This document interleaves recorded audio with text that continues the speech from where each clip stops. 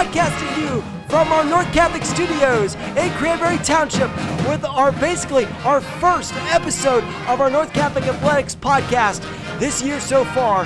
My name is Alex Brown. And I'm Ryan Barrett. And together we are your hosts for this podcast. And Ryan, lots to catch up on. Yes, it is. We got a lot of football games, 4 football games, probably about 6 soccer games we want to talk to you about. We have some golf results from the Whitbills the other day. It's been fun, and just a reminder, if you haven't, make sure you check out our interviews with the football coaches and players, and as well as the interviews with the volleyball coaches as well. And me and Alex are on the broadcast team, so we're doing all the broadcasts from North Catholic, so make sure you check into all of those. We're on basically this year. One of us is going to be on every broadcast of whether it be football, volleyball, hockey. Then basketball season comes. We'll be there. Alex will be the hockey everything. guy. I'll be the hockey guy, but Ryan's going to be as much as he possibly can for everything else as well. And let's start with the North Catholic Trojan football team. As you said, Ryan, 4-0. Let's start first game. Let's go all the way back. Hopewell, 62-0 win. They didn't score a point in the first quarter, but then they took off from there, scored 35 points in the second quarter, and never looked back. Alex, unbelievable. The offense, that was with Joey Prentice. Now Joey Prentice has been out for the last 2 games. We'll see what happens. We'll talk about that in the future. Do you want to harp on the Hopewell game anymore, or do you want to go into Ambridge? I think that's all. It was a dominant performance. Even if you didn't score in the first quarter, the dominance in the second and third quarters really solidified that offensive presence for the Trojans.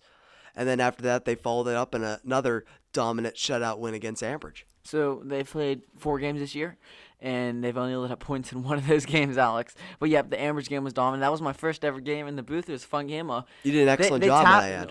And you feel like you noticed more while you're talking about it. The tackling for North was spot on that game. The special teams was amazing. The special teams has been great all year, other than that Blackhawk game. Mm-hmm. But, just unbelievable performance. They didn't score in the second half, but they scored 41 points in the first half, and that should be enough to win a game. 41 points should be enough unless you're University of Pittsburgh. Yes. I'm glad you owned up to it. That's very good. And then North went and they beat a 4A opponent the following week. They played Blackhawk at J.C. Stone Field. Blackhawk, yep. They had actually a good lead in that game. Unbelievable game. They were up by 11 going into the fourth quarter, the Trojans were. And even farther into the fourth quarter, they were up by 11. Yep. But within 5 minutes, they gave up what? A good amount of points, yeah. And they kind of got a little lucky at the. I guess better lucky than good. Absolutely, but it was a. No, that's probably. I've heard that saying a lot. That's always confused me. Like, better lucky than good. Shouldn't you be better good than lucky? Yeah. Because if you're good, you don't need luck, right? If you're good, you don't need luck. But Trojans were not great that night, and they needed the luck. They needed the luck, and they got the luck on a last-second missed field goal by the Cougars, which gave the Trojans the win. But 8 penalties in that game, Ryan, in the at least eight penalties in the fourth quarter of that game. So I want to hear your thoughts on that. It's just unacceptable that amount of penalties. That gave Blackhawk that. Put them back in the game. Some of them were questionable calls. You're always going to get those. But they came out with a victory, and that's all that matters. And I'm sure Coach O'Shea fixed that. They beat Valley 49-0 next week. But, it was a game they probably shouldn't have won, but they got the win. That's all that matters against the 4A team, which they probably should have beat by more. They should have. Not lying there, Central Valley beat them by they played them twice this year, Central Valley did. They beat them by, I think, 20 points the first time, and I think like 30-some points the second time. But they win to win, and that's 3-0 going into the next game, which was a game against Valley, which they won 49-0. But starting quarterback Joey Prentice got hurt in that Blackhawk game, and that was kind of detrimental to that game, because it's hard to put a quarterback in mid of the game and get him into the flow of things. The offense kind of just takes a step back when you put that guy in cold. But then Jason Sickett had a nice touchdown pass in that game, and he also carried it on to Valley with six touchdown passes, or 5 touchdown passes. 5 touchdown passes. And Kyle Dupinski, he's been phenomenal. Yes, Alex. Phenomenal. No wonder he has 2 Division I offers.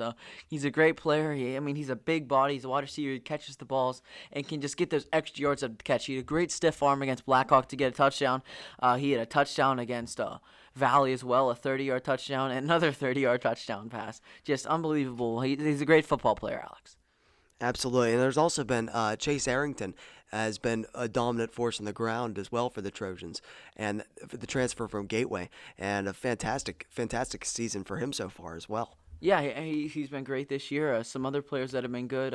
Liam Straub Jack Fennell. Jack Fennell has 7 receptions, 23 yards, but where he's made most of the damage is on rushing. He's 18 attempts for 149 yards. He also has 2 punt return touchdowns as well. So as we mentioned, the special teams have always been good this year. There's a lot of good players. Jason Sickett, he hasn't even played that much, but he has 300 yards passing this year, Alex, and 6 touchdown passes, 0 interceptions as well. And that's up there in 3A. It is, yep. It is. 3A does not have a lot of good quarterbacks in it. But Jason Sickett, he's only played a game and a half. He's third in 3A. And he's been pretty good. It's Nick Buckley for Keystone Oaks has 646 yards. Second is Anthony Govern from Southmoreland, 575 yards. But then Sickett's in there at 299, followed by Joey Prentice. So the 2 North Catholic quarterbacks add up to about 500 yards passing. But, look at the Jason Sickett. He's 300 passing yards. And he's only played maybe 2 games. He played a little bit the second half of Ambridge and Hopewell. But, yeah, and he's played in every game, actually. But he hasn't played the full game. He's basically played a little bit over a game and a half. And when you're up that much, you don't really pass it that much. No. So, only has... look at the guys ahead of him. Nick Buckley has 73 attempts. Anthony Govern has 64 attempts. He has 25 and is at 300 yards. So only 300 yards behind Nick Buckley with 50 less passing attempts. That's crazy. Nick Buckley, he's throwing. He's throwing. I think that's more of a pass-first offense there, Alex. But he threw 56 completions, 646 yards. Keystone Oaks, that's phenomenal. Keystone Oaks isn't even in the top of their division, as they're in 3A as well, with Central Valley and Avonworth are ahead of them. But Keystone Oaks is only 2-2, and then the Trojans, as our main focus, is 4-0 heading into this week's homecoming game. Now, since that was the most recent game, let's talk about how all those scores happened. It started off in the first quarter with a 68-yard pass from Jason Sickett to Liam Straub. Then Liam Straub had added another score with a 20-yard run. That game was lost 14-0 after the end of the first quarter. How about that 68-yard pass? And Liam Straub can run.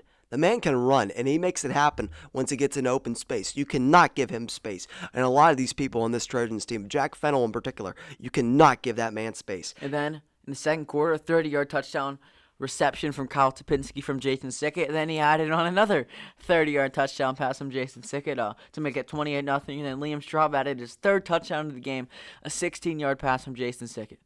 And then you got Chase Arrington in there with an 8-yard touchdown run. And then Tyler Maziarz with a 76-yard touchdown reception from Jason Sickett. 76 yards. 76 yards and a 68-yard. This is not too often you see 2 of those big touchdown passes in the game, and he added 2 30-yard touchdown passes. So it's not like it's just a couple big plays. It's a lot of big plays, Alex. North Catholic has been used to those this year with those punt return touchdowns. They've had a lot of long touchdowns this year, Alex. Another thing in that game, though, Ryan, as we look at the stats right now, 8 penalties for the Trojans in that game against Valley, and a team that they absolutely demolished, and they should have, and they could have been even more, I'm sure. But 8 penalties, because they didn't score it all in the fourth quarter, but 8 penalties, that's way too much against Valley. In a game where you don't have to be that tough at the line of scrimmage.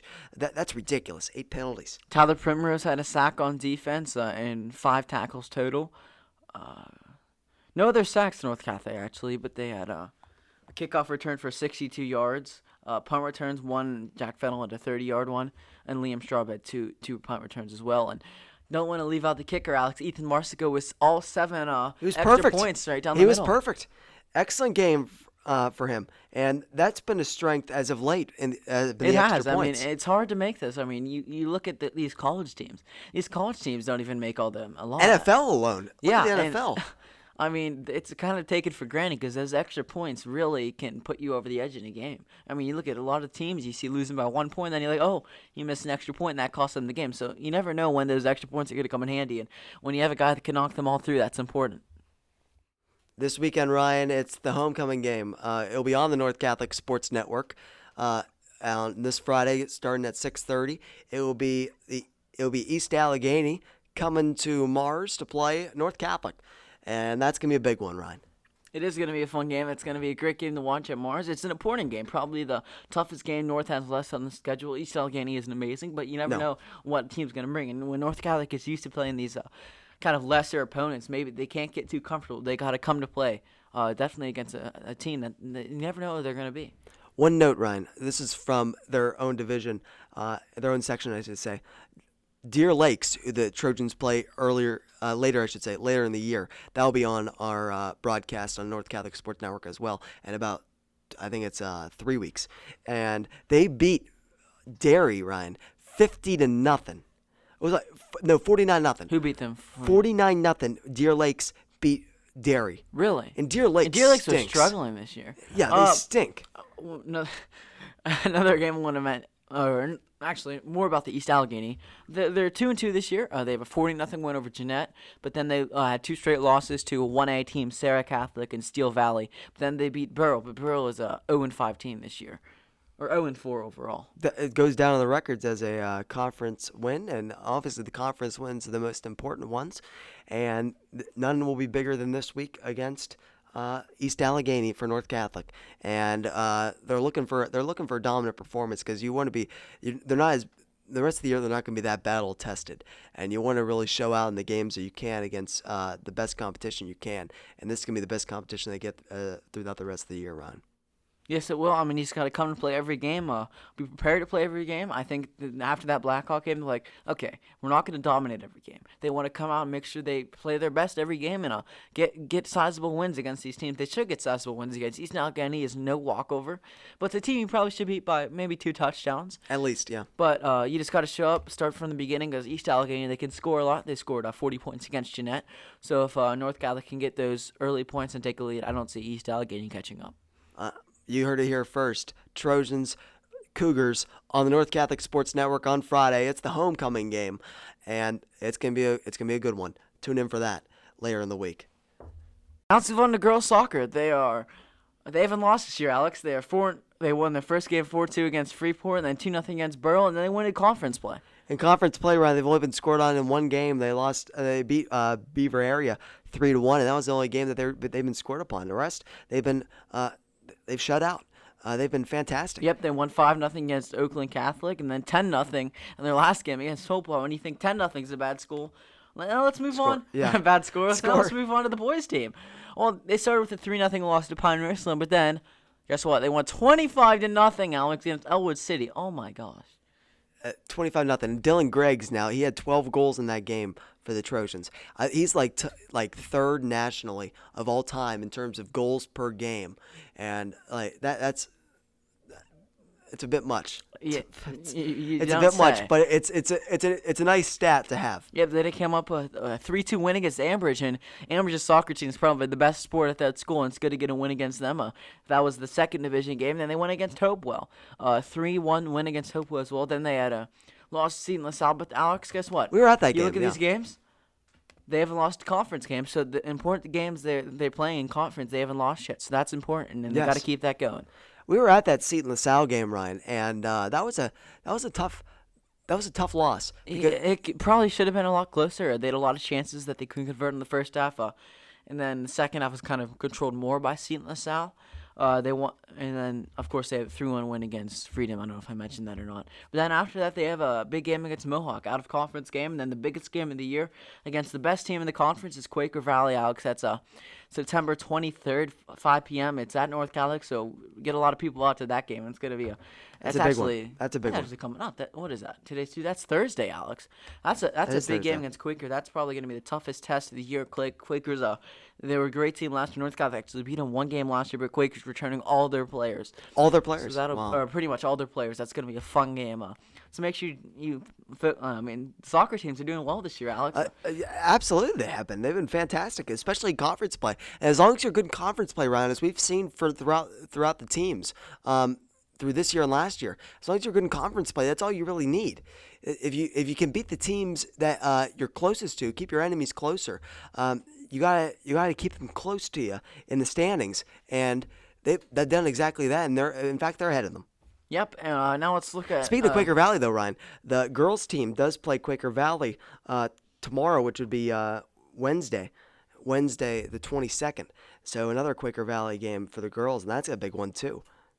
And now let's look at the girls' tennis team. Two scores are reported to us. The first one is a 3-2 loss to Ellis School. A very close match. It was came down to the wire. They ended up losing that one 3-2, but then they got back on the horse and they won 5-0, a sweep against the Highlands team on September 20th.